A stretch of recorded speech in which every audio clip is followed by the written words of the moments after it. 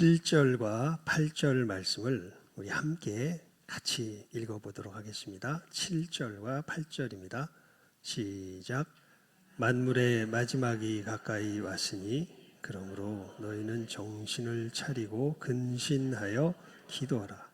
무엇보다도 뜨겁게 서로 사랑할지니 사랑은 허다한 죄를 덮느니라. 아멘.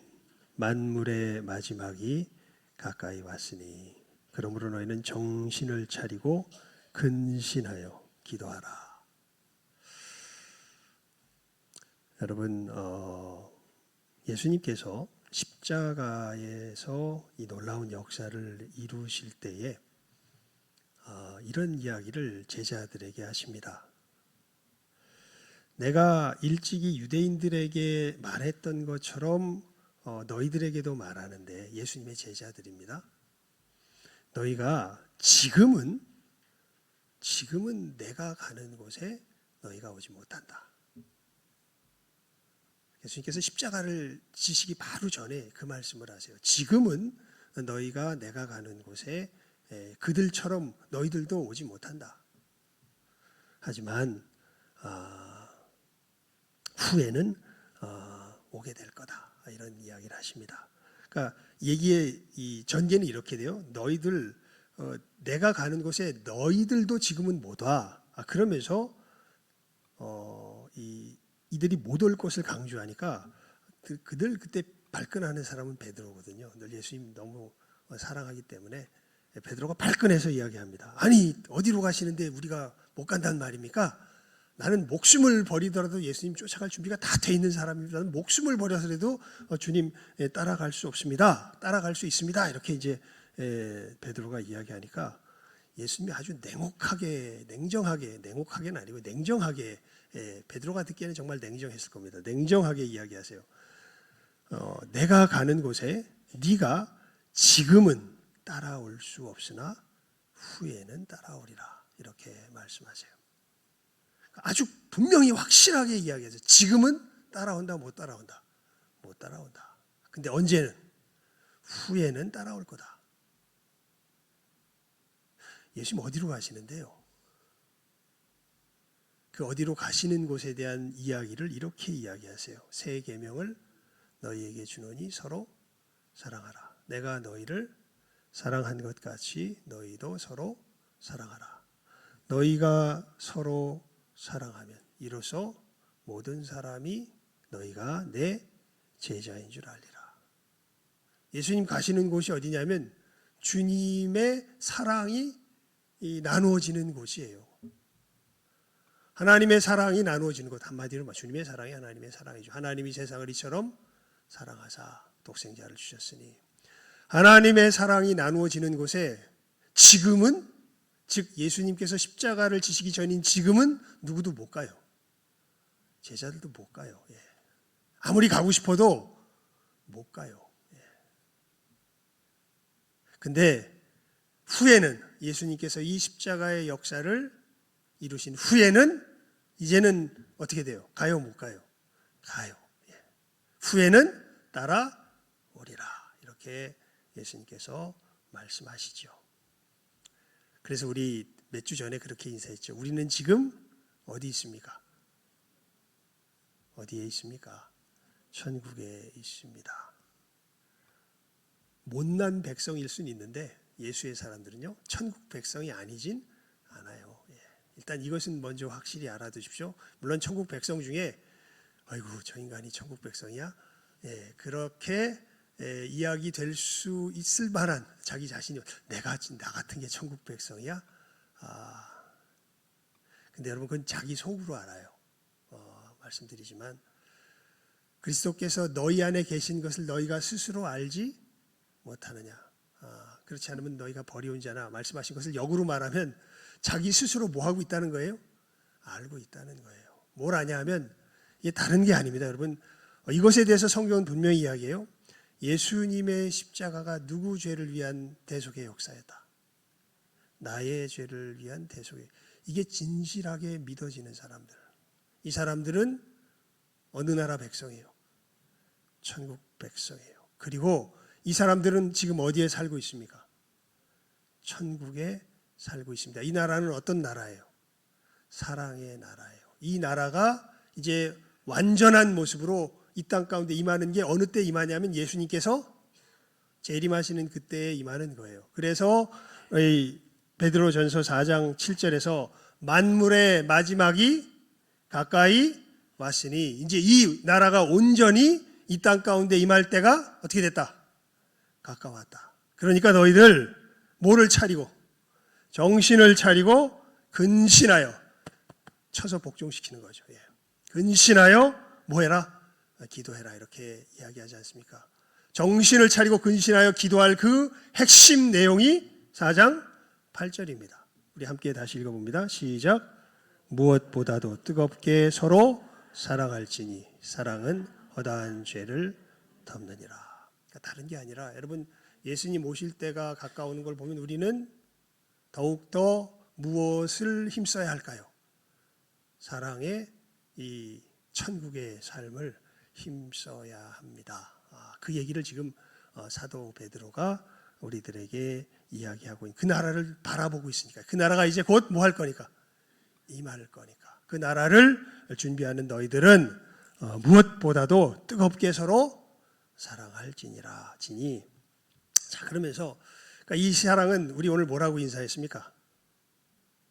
예수님의 사랑으로 사랑합니다. 사랑합시다 아닙니다. 예수님의 사랑으로 사랑합니다. 예수님의 사랑으로 사랑합니다. 예수님의 사랑의 특징이 무엇일까요? 그것에 대한 아주 현실적인 특징 세 가지를 사실은 오늘 우리가 읽었던 본문 말씀 속에서 사도 베드로가 우리들에게 교훈하여 주고 있습니다. 예수님의 사랑은요, 이 땅 가운데서 나타날 때 이 세 가지 특징으로 나타나요. 이 땅 가운데서 나타날 때 첫 번째 특징이 뭐냐 하면 8절 하반절에 있죠. 사랑은 허다한 죄를 덮느니라. 여러분, 내가 예수님의 사랑을 사랑한다고 할 때 우리가 허물을 모르진 않아요. 허물을 모르진 않습니다. 근데 놀랍게도요, 허물을 아는 건 누구도 아냐 하면 누구도 알까요? 사단도 알아요.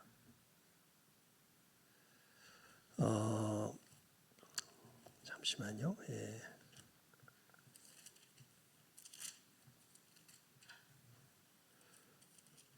스가랴서 3장을 한번 펴보시겠습니까? 스가랴서 3장입니다. 예. 1절에서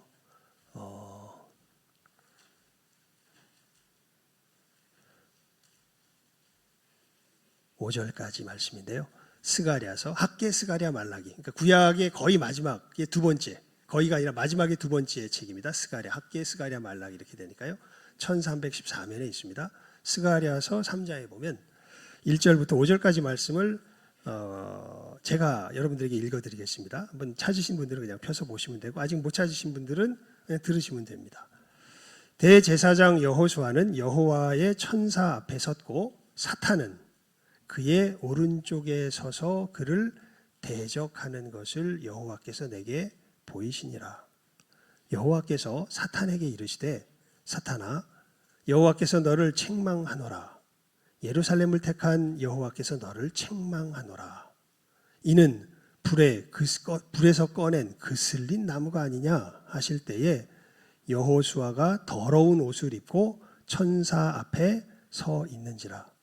여호와께서 자기 앞에 선 자들에게 명령하사 그 더러운 옷을 벗기라 하시고 또 여호수아에게 이르시되 내가 네 죄악을 제거하여 버렸으니 네게 아름다운 옷을 입히리라 하시기로 내가 말하되 정결한 관을 그의 머리에 씌우소서 하매 곧 정결한 관을 그 머리에 씌우며 옷을 입히고 여호와의 천사는 곁에 섰더라. 그러니까 지금 사탄이 뭘 하고 있냐면 여호수아가 대제사장 여호수아가 하나님 앞에 서 있는데 어떤 옷을 입고 서 있냐면 더러운 옷을 입고 서 있어요. 그래서 그것을 참소하고 있습니다. 그 사탄을 향하여서 하나님께서 말씀하세요. 여호와께서 너를 뭐하노라? 책망하노라 이렇게 이야기합니다. 그러니까 여러분 대제사장 여호수아가 이 깨끗합니까? 더럽습니까? 더럽습니다. 근데 사탄은 그것을 뭐 하고 있어요? 참소하고 있어요. 더러운 거 알아요. 더러운 거 알고 하나님도 아시고 이 사탄도 압니다. 그런데 사탄은 그 여호수아의 더러움을 뭐 하고 있어요? 참소하고 있어요. 자, 그러면서 이 장면이 머릿속에 우리가 이렇게 있을 때 오늘 말씀, 본문 말씀을 읽어보면 이게 참 대비가 되죠. 대조가 됩니다. 무엇보다 뜨겁게 서로 뭐 할지니? 사랑할지니. 여러분, 예수님의 사랑의 현실적인, 아주 현실적인 중요한 특징은 허물을 뭐 하는 거예요? 덮는 거예요. 허물을 뭐 하는 게 아니에요. 발리는 게 아니에요. 허물을 모르지 않아요. 여러분, 이 상황을요, 성경의 구약의 창세기에 보면 아주 선명한 대조를 통해서 나타나는 사건이 하나 나오는데 그게 뭐냐면 노아의 술 먹고 취했을 때의 사건입니다. 노아가 이제 방주를 준비하여서 이제 그 멸망에서 이제 구원받은 자가 되죠. 정말 노아는 당대의 의인이다. 이렇게 성경에서 뭐라 그럴까요? 알려주고 있지 않습니까? 근데 이 노아가 그 의인이 술을 얼마나 퍼먹었는지, 술을 먹고서 정신이 나가서 뭐 하고 있냐면 벌거 먹고 있습니다. 성경에 보면요. 그러니까 그 함이, 그러니까 노아의 세 아들 있죠. 누굽니까? 셈과 함과 야벳. 함이 쌓인 게 많았나 봐요. 아버지한테. 그거 딱 나타나니까 바로 뭐예요? 자기 형제들에게 쪼르르 달려가가지고, 야, 평소에 그렇게 거룩한 척하던 아버지가 지금 술 먹고 뭐 하고 있다? 벌거 먹고 있다. 이것을 누구에게 이야기해요? 형제들에게 참소합니다. 고합니다. 그랬더니 셈과 야벳이 어떻게 합니까? 고개를 돌리고, 아버지의 수치를 보지 않기 위해서 고개를 돌리고 이 옷을 이렇게 뒤로 매서 아버지 수치를 안 보기 위해서 이렇게 가서 어떻게 해요? 아버지의 몸을 덮습니다. 그 사건이 있은 후에 노아가 정신을 차리고 나서 이야기하죠. 셈과 야벳은 무엇을 받을 것이요? 복을 받을 것이요. 함은 무엇을 받을 것이다? 저주를 받을 것이다. 이렇게 성경에서 분명히 이야기합니다. 여러분, 우리가 예수의 사람이잖아요. 아까 우리 그렇게 그래서 다시 인사 한번 되뇌어 볼까요? 시작. 예수님의 사랑으로 사랑합니다. 예수님의 사랑으로 사랑합니다. 그렇다면 우리 주변에 우리가 허물은 허물이에요. 허물이 아닌 게 아니에요. 하지만 여러분, 그 허물에 대하여서 우리가 뭐 하는 게 아니라 발리는 게 아니라, 그러니까 이게 참 이 부분은 우리 양심으로 알 것 같아요. 내가 이 일을 행할 때 이것을 갖다가 사생결단 낼 그것으로서 삼고 나아가는지, 아니면 정말 오늘 말씀에 있는 것처럼 사랑은 허다한 죄를 덮느니라 말씀하신 것처럼 허물이 아닌 것처럼 넘어가라는 말은 아니에요. 왜냐하면 예수님께서 마태복음 18장에 이런 말을 하세요. 너희들 만약 형제 중에 하나가 죄를 짓거든 먼저는 그 사람과 너가 그 둘이 만나서 당신이 이렇게 잘못하였어, 이렇게 그 사람에게 허물을 뭐하라 그래요? 알려주라 그래요. 근데 그 사람이 맞다, 내가 잘못했다, 이렇게 이야기하면 그것으로 끝이에요. 70번에 7번이라도 용서를 구하면 뭐 해주는 게 우리예요? 용서해 주는 게 하나님이시고 우리들이에요. 하지만 제가 잘못 안 했대. 그러면 두세 사람의 증인을 증참하여 그에게 가라. 그래서 알려줘라. 그런데도 잘못을 안 했대. 그럼 어떡하라 그래요? 교회가 공적으로 그것을 얘기해줘라. 그래도 잘못 안 했대. 그럼 어떡하라 그래요?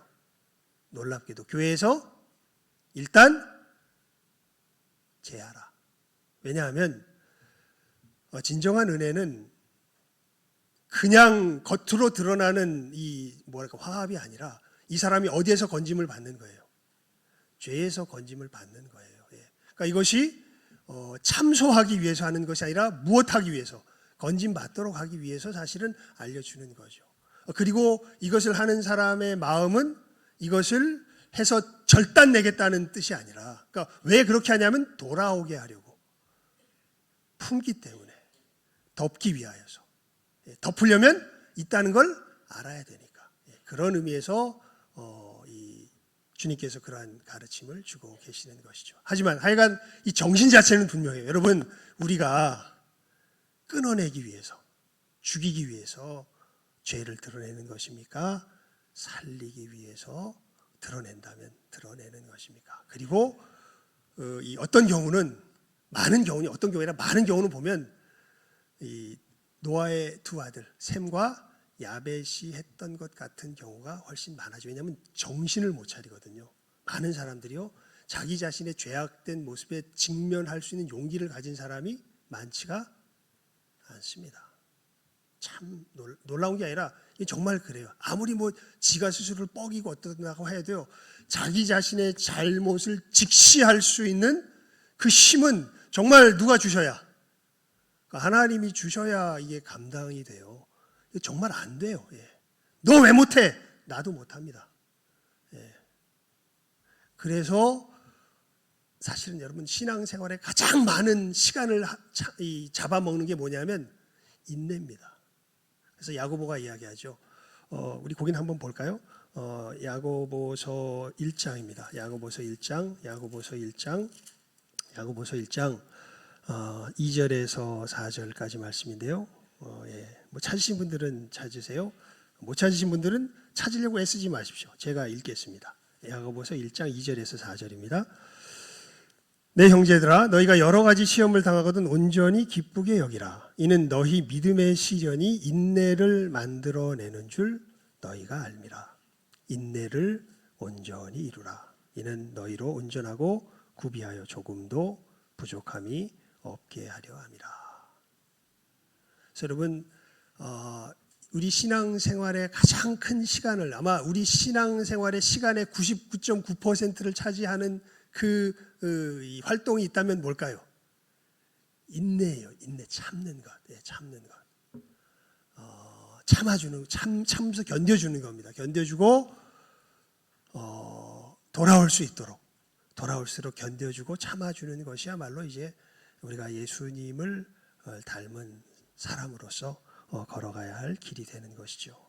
이 분명한 정신의 차이를 마음속에 확실하게 여러분 잘 먼저 새기시길 바랍니다. 사랑은 허다한 죄를 뭐해요? 덮어요. 모르진 않아요. 하지만 덮어요. 드러내서 죽이지 않아요. 그러니까 그 상황은 우리 스스로 알아야 돼요. 왜 드러내려고 그래요? 죽이려고. 그러면 놀랍게도 여러분, 그 순간 우린 뭐가 됐을까요? 아까 학계 스가랴서 봤죠. 그 순간 우린 뭐가 됐을까요? 정의를 얘기했지만 그 순간 우린 뭐가 된 거예요? 사단이 된 거예요. 사단은 대제사장을 왜 고발해요? 죽이려고. 저거 들어오니까 저건 죽여야 돼. 이렇게 해서 고발하는 거예요. 근데 여호와께서 뭐 하신다 그래요? 그 사단을 꾸짖으신다 그래요. 사단아, 내가 너를 꾸짖노라. 이는 불에 그슬린 나무가 아니냐. 그러면서 하나님은 뭐 하시기 위해서 그것을 바라보는 거예요? 더러운 모습을 벗겨내고 다시 입히시기 위해서 바라보는 것인데 사단은 그렇게 하죠. 여러분, 이 분명한 정신의 차이를 우리 마음속에 확실하게 먼저 새기실 수 있길 바랍니다. 우리는 살리는 사람들입니다. 우리는 뭐 하는 사람들이 아니에요? 죽이는 사람들이 아닙니다. 자, 그러면서 두 번째 사랑의 특징은요, 내가 줄 수 있는 최선의 것을 주는 것입니다. 이게 무슨 얘기냐면, 세상이 왕이 다스리던 시대에서 이 소위 백성이 주권을 가진 시대로 바뀌었잖아요. 여러분, 그게 현실적으로 언제 바뀌냐면요, 종교 개혁이라는 것이 역사 속에서 일어나면서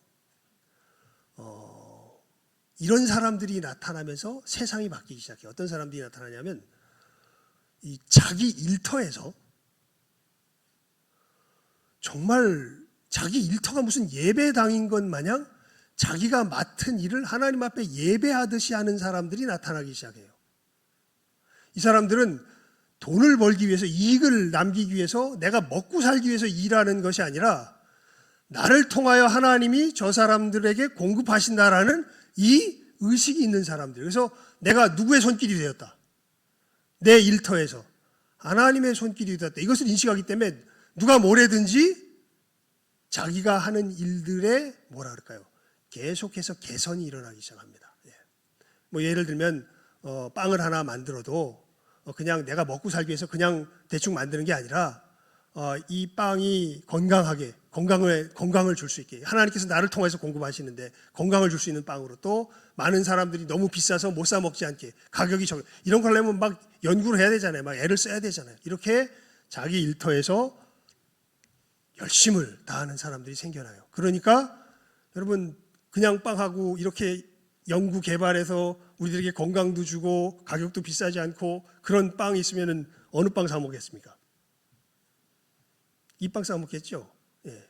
그러다 보니까 이 사람들이 뭐가 될까요? 부자가 돼요. 예. 소위 말하는 자본가들이 등장하게 되는 배경입니다. 예. 그러니까 이게 사실 우리 종교개혁 속에서 나오기 시작해요. 이 사람들이 부자가 되면서, 이 사람 부자가 되면 어떻게 할까요? 이걸 가지고 흥청망청하지 않아요. 이걸 가지고 더 좋게 하려고 거기다 다시 쏟아붓습니다. 그리고 이 사람도 굉장히 검소하게 살아요. 그러다 보니까 점점 어떻게 돼요? 점점 부자가 돼요.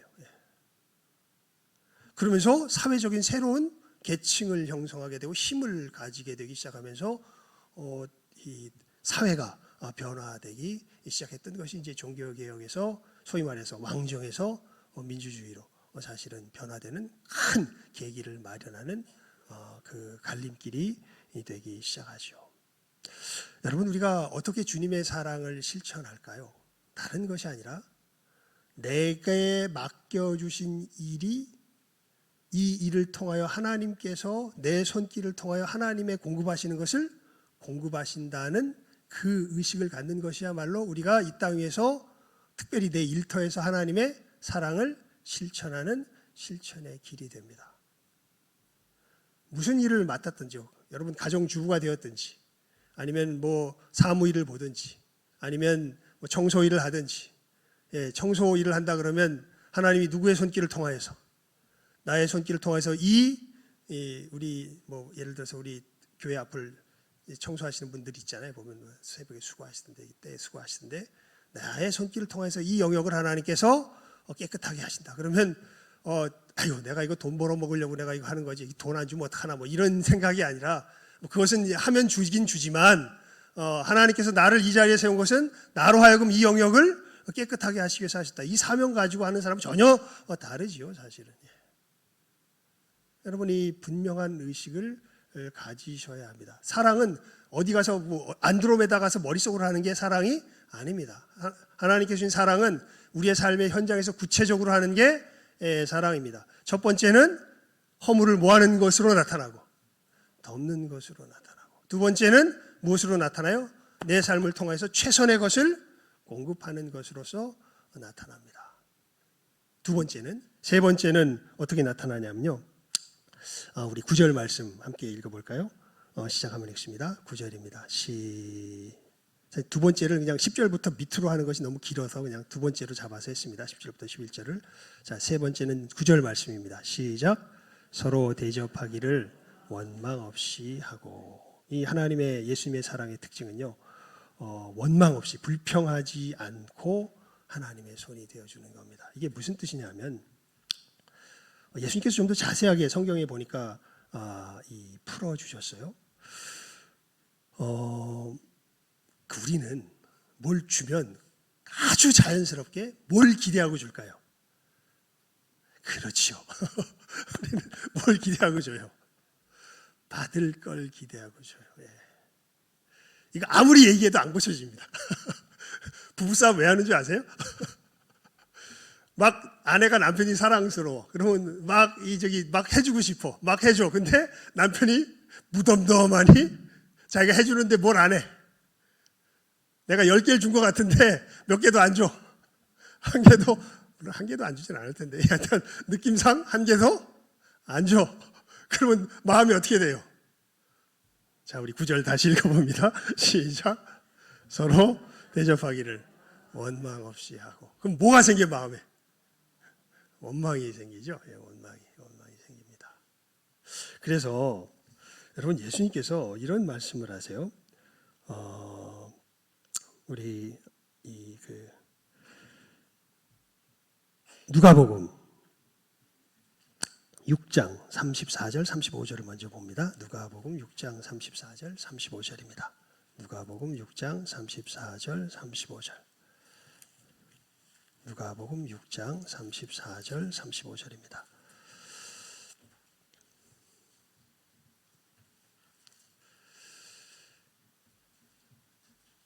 우리 함께 읽어봅니다. 원수사랑 이전에 이 얘기가 나와요. 원수사랑 이야기도 나오지만 굉장히 중요한 이야기가 여기 나옵니다. 34절 35절 시작. 너희가 받기를 바라고 사람들에게 구워주면 칭찬받을 것이 무엇이냐. 죄인들도 그만큼 받고자 하여 죄인에게 구워주느니라. 오직 너희는 원수를 사랑하고 선대하며 아무것도 바라지 말고 구워주라. 그리하면 너희 상이 클 것이요 또 지극히 높으신 이의 아들이 되리니 그는 은혜를 모르는 자와 악한 자에게도 인자하시니라. 아멘. 뭐 하기를 바라지 말고 주래요? 받기를 바라지 말고 주래요. 받기를 바라지 말고 주랍니다. 우리 누가복음 폈으니까 14장 12절에서 14절도 한번 읽어볼까요? 누가복음 14장 12절에서 14절입니다. 누가복음 14장 12절에서 14절.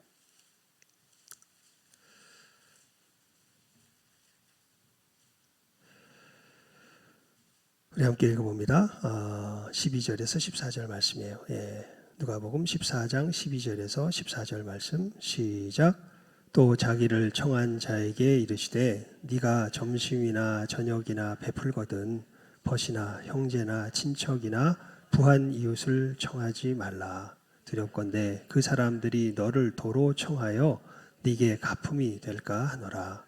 잔치를 베풀거든 차라리 가난한 자들과 몸 불편한 자들과 저는 자들과 맹인들을 청하라.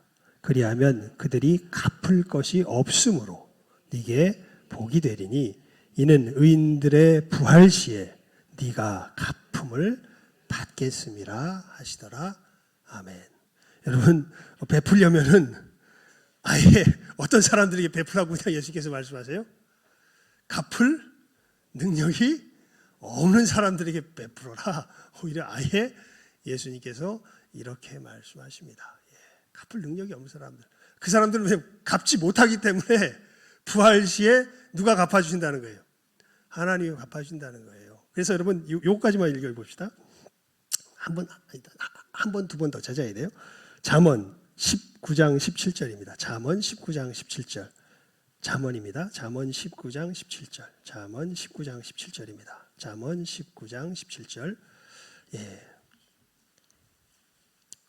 우리가 하나님 앞에 이 빚을 지을 수가 있습니다. 우리 잠언 19장 17절 말씀입니다. 시작하면 읽어봅니다. 구약성경 932페이지에 있습니다. 잠언 19장 17절 말씀 시작. 가난한 자를 불쌍히 여기는 것은 여호와께 구워 드리는 것이니 그의 선행을 그에게 갚아 주시리라. 아멘. 자, 여러분, 우리가 하나님이 우리의 뭐가 될 수 있어요? 빚쟁이가 빚을 진 자가 될 수 있어요. 어떻게 할 때? 누구에게? 가난한 자에게, 갚을 것이 없는 사람들에게 우리가 그 사람들을 불쌍히 여기며 그 사람들에게 줄 때, 그때 누가 우리에게 빚을 지는 거예요?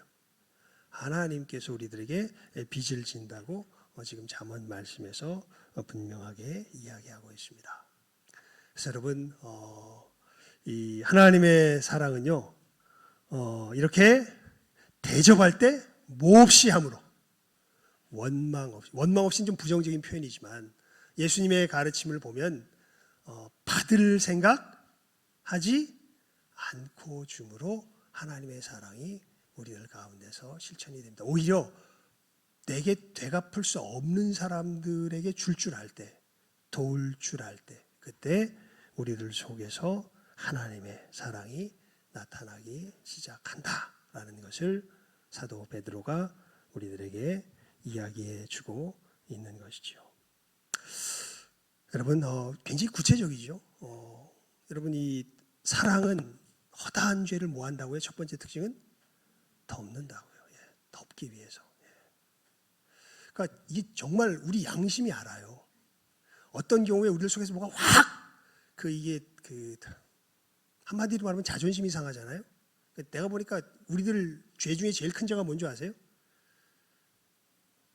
괘씸죄입니다. 사람들 죄 중에서 제일 큰 죄는 무슨 죄예요?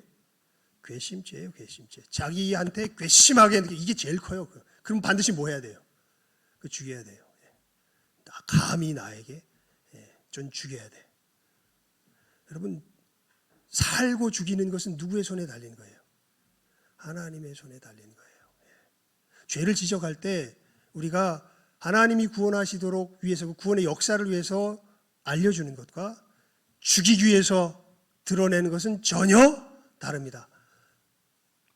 이 사람이 구원 얻을 수 있도록, 그게 덮는다는 것은 아까도 말씀드렸죠. 이게 무슨 그냥 뭉개고 살아간다는 뜻은 아니에요.